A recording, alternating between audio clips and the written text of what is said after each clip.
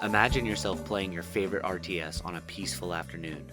The kids are away, all the chores are done, and you finally get to relax and play something like, say, Age of Empires. You're doing good, the game is going perfectly. You're scouting and picking up relics. You're thwarting all the raids the enemy has attempted, and just as you begin to build the army that will deliver the final blow, you look over to your perfectly managed base, with all the houses in neat rows and farms sprawled out just in a scenic... Wait, what's happening? No, what's happening? That's right, you better take your butt back to Age of Empires because Age of Mythology ain't messing around.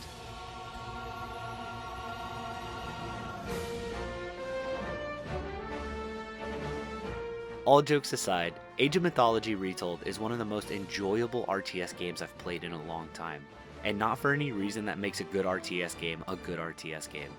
You can summon mythological creatures of legend, like the Sphinx, and have it face off against a centaur, while an alligator with a laser beam strapped to its head snipes a cyclops from 100 yards away. Winning in this game is a bit less about strategy than it is about a tug of war to see who can dish out the most ridiculous firepower with their god abilities, to wreak havoc on the opponents at the most opportune times, and to take advantage of the openings that provides. Give each other just a bit too much room to breathe, however, and suddenly it's a race to see who can summon their god to walk the earth the fastest. This whole gameplay loop makes every match against people or AI a fast-paced puzzle, as each team is just slap fighting until you figure out a weakness in their particular style of slapping. I have a few criticisms, of course nothing is perfect, and we will address them as we come across them, but just know, even as we talk about them, I'm still grinning ear to ear because of how much fun I'm having. Let's start getting into it because as I write this, the urge to just keep on playing and ignore this video is continuing to be a hurdle I have to cross. First things first, my favorite part of any real-time strategy game is the campaign. Even if the gameplay and multiplayer are excellent, no RTS is complete without a story and some missions to make yourself feel like a supreme commander. I'm very pleased to announce that the campaigns are excellent. I didn't realize how much content the game comes with out the gate for the campaigns. Xbox says the main story is about 20 hours to beat, but I think it's more than that for the average player. If you dip your toes into the harder difficulties, or honestly just take your time on moderate, then I can easily foresee the campaigns being 30 hours or so, and for $30 I would say that's a killer deal. The first campaign is the one that I have the most experience with, so I'll highlight that one. We follow the story of Arkantos. That's right, we actually get a story. Take note, Age of Empires 4. Arkantos is a mighty warrior from Atlantis, and after a raid from pirates wielding mighty krakens, the trident of the Atlantean patron god Poseidon is stolen, a great omen that shows Poseidon may have turned his back on the Atlanteans. What begins as a simple mission to retrieve the trident and figure out why the Atlanteans have lost favor with Poseidon quickly careens into helping the Greek fight Troy with the Trojan horse, resurrecting dead gods in the sands of Egypt, and uniting factions of Norse warriors in the frostlands of Midgard, all while fighting against a threat trying to unleash an ancient evil titan from the depths of the underworld. Arkantos isn't alone, however. He is joined by many notable heroes from myth and legend, such as the centaur Chiron, who fights from a distance with his bow, Egyptian Amonra, who leaps headfirst into combat to hack her enemies away, and the Greek Ajax, who gets turned into a pig once, and it's really funny in a cosmic sort of way. Thankfully, there is a banquet of mission structures to keep the campaigns fresh and interesting. There's an excellent mission where you have to work hard to take over a forge, but the game surprises you by making you actually have to defend it for a period of time under an onslaught of attacks from giants. Another mission separates all of your heroes and makes you manage 2 bases at once while working to bring pieces of the dead god Osiris to the heart of a heavily fortified base. There's simple ones that plop you in front of an enemy fortress and tells you the goal is to just destroy it. Then there's missions where they plop you inside the enemy base and you have to stealthily accomplish goals. There's also some missions where you help Arkantos hit that like and subscribe button. Come on, he needs your help. This campaign is excellent, and that's only the first one. Of course, it's not without its flaws. The first one being that some missions are wildly easier than others, and barely require the amount of set dressing that the game utilizes to make you think it's a bigger mission than it is. For example, there's one where all you have to do is destroy a building, put a Monra on a boat, and then sail the boat to a destination, and that's it. Then there's another one where a cart you need to capture is just a hop and a skip away. And I thought it was going to be a ruthless battle to reach the cart, and maybe I was going to have to escort it back home or something. But nope, you just gotta get your hero on a boat and sail him over to the island it's on. Maybe destroy a tower or two, maybe fight a couple dudes, and suddenly, you won that mission. Those are the first ones that come to mind as a little lackluster and definitely don't feel as substantial as the rest. Aside from that problem, however, is the difficulty settings. The difference between moderate difficulty and hard is jaw-dropping. I was trying to quickly get through the campaign to get this review out when I noticed I was just smashing each level with no problem on moderate, so I moved it up to hard, particularly at that get a Monra on a boat mission, and I was blown away by a violent cliff of difficulty I was suddenly staring at. The game basically doubles the amount of enemies, makes the enemies that do spawn all of the highest tier units, and I swear, they respawn faster and aim a laser between the eyes of your villagers, ignoring the few military units I had available that I was defending with. It wasn't just with this mission. There's another one where there's a little B-plot of mummies attacking you while you're trying to solve the main problem of the mission. On moderate, the mummies are nothing more than a nuisance, a fly, buzzing around your ear a bit. But on hard, the mummies were a never-ending swarm and a genuine threat that made me unable to focus on the main mission. If there was a nice midpoint between these two difficulties, it would have been perfect. But the way it stands right now, it's either a complete walk in the park, or you gotta be on point and focused the whole way through. I'm sure I would have loved to have continued to play on hard if I had more time and Frostpunk 2 wasn't right around the corner, but for now, I just had to stick with moderate.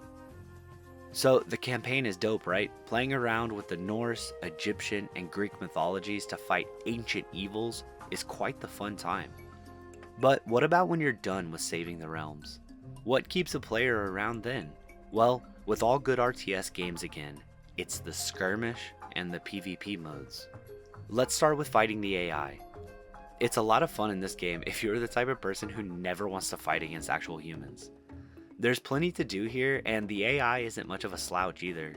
It's really all up to you though.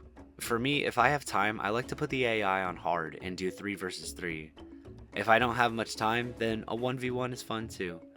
Want an 8-player free-for-all? You can set up the AI for that too. It's all very intuitive. The maps are large without being boring, and the smaller ones aren't too claustrophobic. The maps are customizable. For example, I hate playing on maps with water, and there's plenty of varied maps that are only land and have plenty of different biomes and layouts to choose from. Of course, I usually just throw everything on random and call it a day. The actual AI so far seems pretty fair. In my Age 4 video, I mentioned in that game how the AI feels like it cheats with resource gathering and unit production. From what I've gathered, it doesn't seem to be that way in Age of Mythology, but at the same time, the game has only been out for a couple weeks.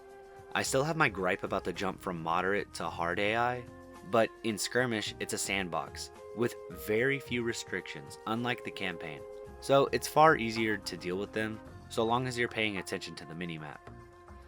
This brings me to one of my major gripes in the game, and that's the minimap and the audio during major fights.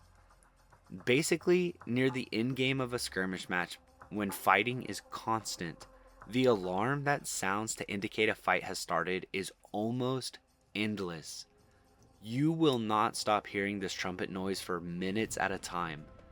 The game doesn't raise the threshold of what a fight is as the game progresses, so even if two little archers see each other in the woods, it produces the same sound as if your entire force has collided with the opponents, and it just never stops.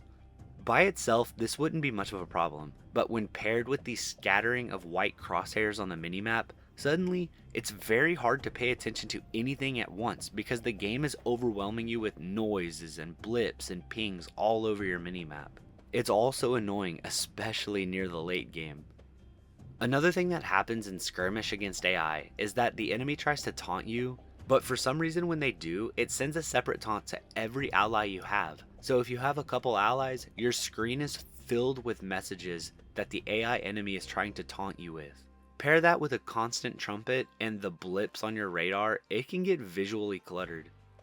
The worst part about these taunts is that the games aren't the cool Age of Empires 3 taunts that are fully voiced and said with great emotional weight. No, these are just text blobs that in the heat of battle the game wants you to stop what you're doing to read. No thanks, little busy here. One last criticism of the Skirmish against AI. Your allies don't indicate to you when they're in trouble. Or if they do, then it's drowned out by the constant taunting the enemies are doing. I've had many matches where I won't look at the minimap for too long, only to notice that not only was my ally under attack, but they're one step away from surrendering if they haven't done it already. Warfare comes quick in Age of Mythology, and while yes, you're supposed to look at the minimap just as much as the rest of the screen, 30 seconds of not knowing your buddy is under attack is a long time to have some damage happen. If the devs didn't want to hire voice actors, that's fine, but they should have had a different audio sound for friendlies in duress, or even an AI generated voice saying an ally is facing odds not in their favor. But who knows, maybe that would have added to the cacophony of noises, and therefore would have been drowned out by everything else going on. So, let's move on to the actual meat and potatoes, the PvP. I compare Age of Empires 4 and Mythology together a lot because they're cousins with similar but different design philosophies. They're also the two newest games in the Age series, so comparisons are natural.